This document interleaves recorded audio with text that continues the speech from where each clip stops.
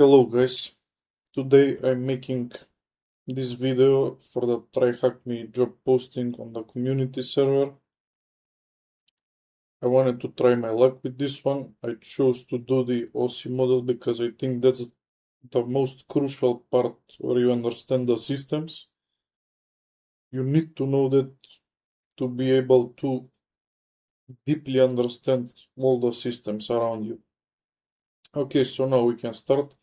I will do a walkthrough, a regular video. This is just to try and maybe take a place at the job because that way I will have a lot more time making this kind of video, learning myself, teaching you guys, and everything like that. Okay, so let's start. What is the OSI model? The OSI model is an essential model used in networking. This critical model provides a framework dictating how all network devices will send, receive, and interpret data. One of the main benefits of the OSI model is that devices can have different functions and designs on a network while communicating with other devices. Data sent across a network that follows the uniformity of the OSI model can be understood by other devices. The OSI model consists of 7 layers, which are illustrated in the diagram below. Each layer has a different set of responsibilities and is arranged from layer 7 to layer 1. Yeah, from the top to the bottom. At every individual layer, the data travels through, specific processes take place, and pieces of information are added to this data, which is what we'll come to discuss in the upcoming task within this room. However, for now, we only need to understand that this process is called encapsulation and what the OSI model looks like in the diagram below. Okay, so this is the top layer, the one you visit every day, you open, let's say, Instagram, YouTube, whatever. You are always dealing with this layer here. For example, with the physical layer, you are not touching your cables every day from your router or from your computer or etc. whatever. Okay, we'll discuss this later here in the room. So let's answer the questions first. What does the OSI in OSI model stand for? It stands for Open System Interconnection. Yeah, let's copy and paste it. How many layers in digits does the OSI model have? 1 through 7, so it's 7. What is the key term for when pieces of information get added to data? That is here. Somewhere it was encapsulation.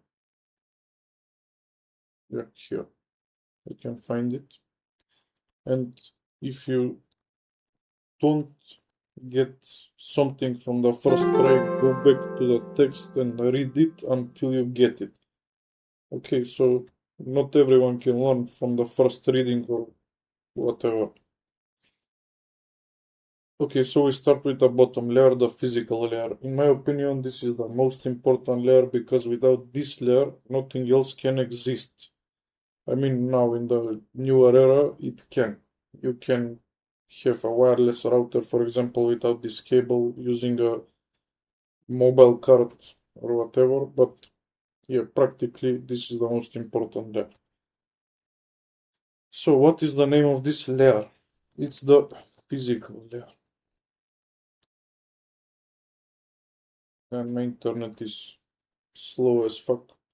That's why you need this. It's a lot better for connection instead of wireless connection. Yeah. Makes it a lot faster.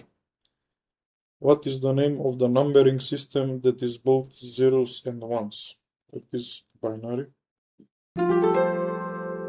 What is the name of the cables that are used to connect devices? They are called Ethernet cables. This here is an Ethernet cable in the picture.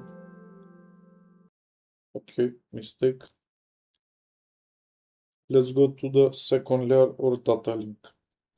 Okay, so the data link layer focuses on the physical addressing of the transmission. It receives a packet from the network layer including the IP address for the remote computer and adds in the physical MAC address of the receiving endpoint. Inside every network-enabled computer is a network interface card, which comes with a unique MAC address to identify it. MAC addresses are set by the manufacturer and literally burned into the card. They can be changed, although they can be spoofed. When information is sent across a network, it's actually the physical address that is used to identify where exactly to send the information. Additionally, it's also the job of the data link layer to present the data in format suitable for transmission. Okay, so a little bit easier to understand. This data link layer uses the MAC address to find you. When you do something, you post your MAC address. Let's say it's all about the MAC address here, or the computer or phone or whatever you're using. You send that information when you do something. Okay, so what is the name of this layer? It's data link layer. What is the name of the piece of hardware that all network devices come with? It's a network interface card. I have it here. Okay, we go to the third layer network. The third layer of the OSI model is where the magic of routing and reassembly of data takes place. From these small chunks to the larger chunk. Firstly, routing simply determines the most optimal path in which these chunks of data should be sent. Whilst some protocols at this layer determine exactly what is the optimal path the data should take to reach a device, we should only know about their existence at this stage of networking module. Briefly, these protocols include OSPF, or Open Shortest Path First, and RIP, or Routing Information Protocol. The factors that decide what route is taken is decided by the following. What path is the shortest, or has least amount of devices that the packet needs to travel across? What path is the most reliable, or have packets been lost on that path before? Which path has the fastest physical connection, or is one path using a copper connection or a fiber connection? At this layer, everything is dealt with via IP addresses such as this one here. Devices such as routers capable of delivering packets using IP addresses are known as layer 3 devices because they are capable of working at the third layer of the OSI model. Okay, so you have a picture here. You can see how the data travels. It can also travel like this if it's a cable connection, physical one. What is the name of this layer? It's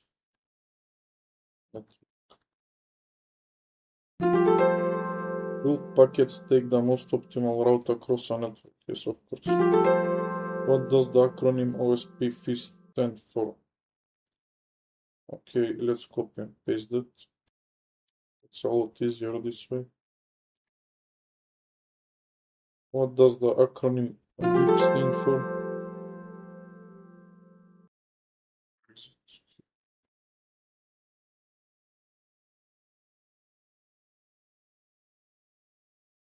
Okay, so I'm so smart. We do this, we do this, and we add that. Yeah, and what type of addresses are dealt with at this layer? IP addresses. Okay, we go to the most complex layer here, or transport. This layer is here, pretty much the hardest one to learn. So yeah, go through this text a few times, you will catch what's the point. Okay, layer 4 of the OSI model plays a vital part in transmitting data across a network and can be a little bit difficult to grasp.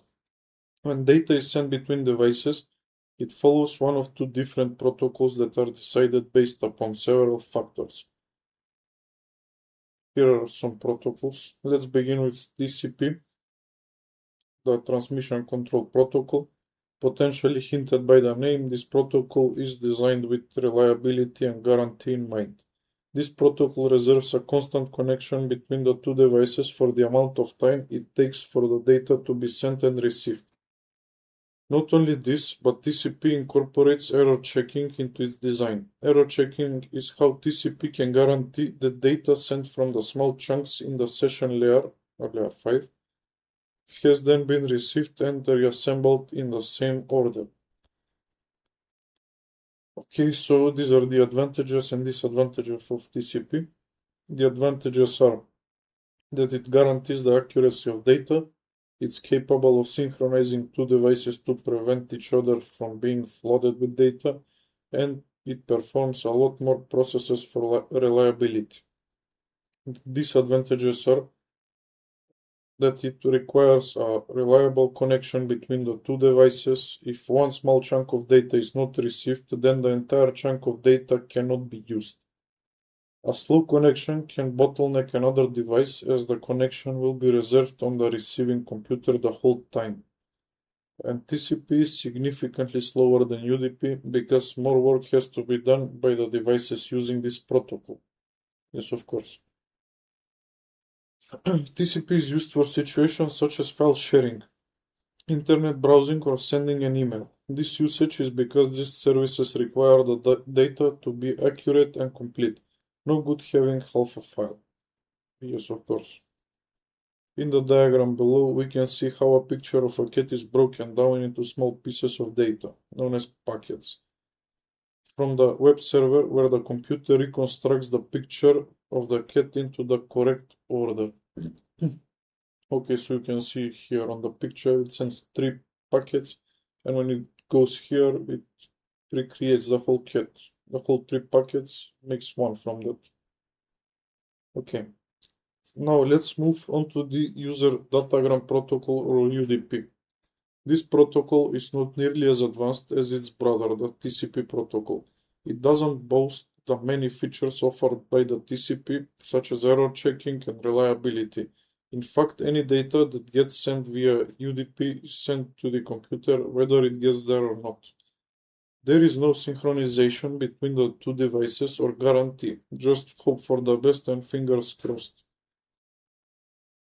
Okay, so the advantages and disadvantages of UDP. The advantages are UDP is much faster than TCP because it doesn't do checking. UDP leaves the application layer to decide if there is any control over how quickly packets are sent. And UDP does not reserve a continuous connection on a device as TCP does. And the disadvantages are UDP doesn't care if the data is received. It is quite flexible to software developers in this sense. This means that unstable connection results in a terrible experience for the user. Okay, so we have the same example here, but with UDP. You will get these packets a lot faster, that's the point. But it doesn't care if you miss this part here. That's why it's used in videos or something like that, because when you have a bad connection, you get pixels. You lose quality of the picture and stuff like that, or music or whatever. When you send a document, it should not be missing anything. If the document is missing, let's say the title, you don't know what the document is about. You have to go through all of it to understand. Okay. So it says UDP is useful in situations where there are small pieces of data being sent. For example, protocols used for discovering devices, ARP and DHCP, that we discussed in room 2. Okay, I'm not doing this one right now. Or larger files such as video streaming, where it is okay if some part of the video is pixelated. Pixels are just lost pieces of data. Okay, what's the name of this layer? It's a transport layer, the fourth one. What does TCP stand for? Okay, let's find it. To remember it for some reason.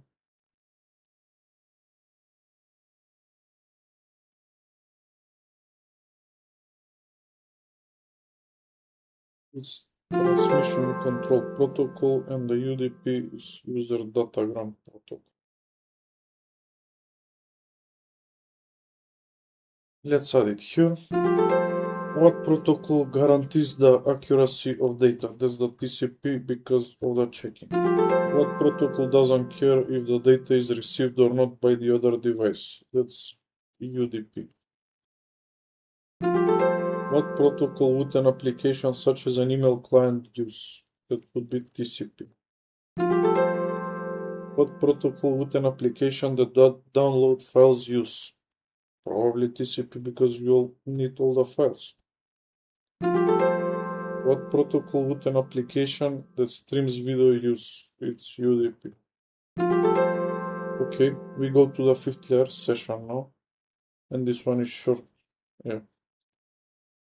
Okay, so once the data has been correctly translated or formatted from the presentation layer or the layer 6, the session layer will begin to create and maintain the connection to other computer for which the data is destined. When a connection is established, a session is created. Whilst this connection is active, so is the session. The session layer is also responsible for closing the connection if it hasn't been used in a while or if it's lost. Additionally, a session can contain checkpoints where if the data is lost, only the newest pieces of data are required to be sent, saving bandwidth with that. What is worthy of noting is that sessions are unique, meaning that data cannot travel over different sessions, but in fact only across each session instead. Okay, that's good to know. What is the name of this layer? Session layer. What is the technical term for when a connection is successfully established? What is that?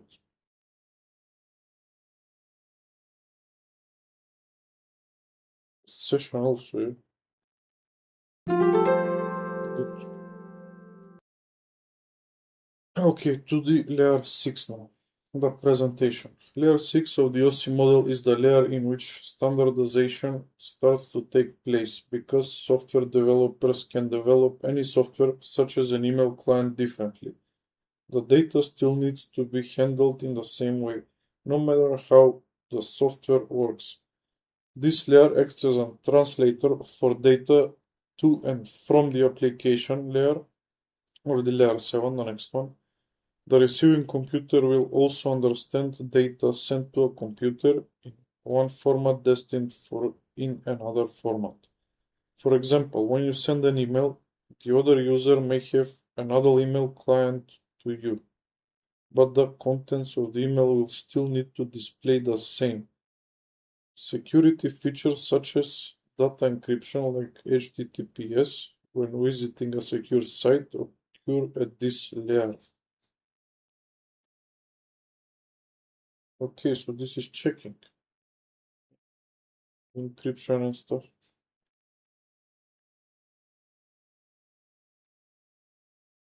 What is the name of this layer? Its presentation. You have it here.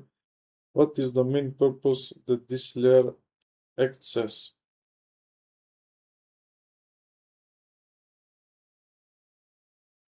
No, encryption. Okay, it's not that.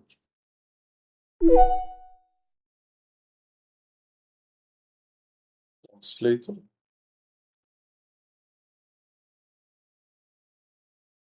It's also not this one, probably. Okay, it's translating here. Okay, the application layer. Now the visual one you can see. The application layer of the OSI model is the layer that you will be most familiar with. The familiarity is because the application layer is the layer in which protocols and rules are in place to determine how the user should interact with data sent or received. Everyday applications such as email clients, browsers, or file server browsing software such as FileZilla provide a friendly graphical user interface for users to interact with data sent or received. Other protocols include DNS, which is how website addresses are translated into IP addresses. The name of this layer is application layer. What is the technical term that is given to the name of the software that users interact with? Graphical user interface, probably. Okay, it's that. We have luck. Okay, so let's play. How do you do this? Do it with the space. You have data link here. What? Wait. What is this? Yeah, the second one is data link. The third one is network. The fourth one is transport. The fifth one is session. The sixth one is presentation. And seventh is application. Okay. I did it from the first try, you see. You have to remember all of this. I mean, you don't need to remember this, you need to remember what this does. Yeah. Okay, so that's the end of the room. Let's give it a 10 for the effort, for me, not for TryHackMe. They're very good at what they do.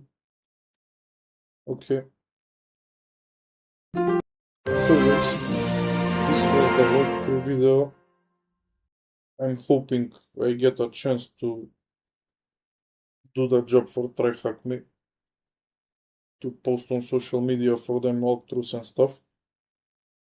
And yeah, that's it. Also, yeah, I have these pictures here. I wanted to explain how simply the stuff works. Okay, I will try my best right now. Okay, so let's say this is the postman. This is a physical being. You see it. He has also a head. Yeah, this is the physical layer or the cables. Let's just say that. This is the data link layer or the, let's say, MAC address. You put here on this letter your name, your address, where it is sent from, and stuff like that, and where it is sent to, of course. Now here, yeah, this is what I'm talking about. You have a blank. Well, in data link, it's not really a blank, but yeah, let's say here it is a blank for better understanding. When you go to the next layer, network, you have to put your address, name, stuff like that, who is the recipient, where it should go, and stuff like that. That is the network layer. You can find those information there. So now is the transport layer. You are sending this, and the packet you are sending is traveling somewhere. Let's say this is the TCP protocol, okay? Or no. Let's say this is the UDP protocol because it uses drone. The drone can, let's say, have a low battery and shut down, but the postman cannot. He can eat a bagel to maintain his energy. Yeah. Okay, let's say this is UDP protocol and the TCP. These are the most used ones, these two. There are a few more, but I will not get into that right now. And the TCP is the postman. You give all the information to the postman, he writes it somewhere or remembers it, whatever, and you cannot expect it to be lost. So you have a physical being checking on it, if it's delivered and stuff like that. So this is the fifth layer or the layer session. And what did I want to tell with this picture? I don't know. This is a really good looking fella, for example. Okay, the session. The session is established here, and let's say the postman comes with the packets to you. This is the presentation layer. The postman ensures it gets into your hands safely. Let's say that. And this is the application layer. You receive the packet, you can open it, you can do whatever you want with it. Until here, you cannot use the data sent. And here you can use however you want it, except if there are limitations, of course. Okay, so this will be the end of the video. Thank you. All the best to TryHackMe. I love them. And yeah, hopefully I get the job. I will have a lot more focus and time to learn, earn money, and get better at this. And also teach you, of course. That's the point. So thank you and bye bye.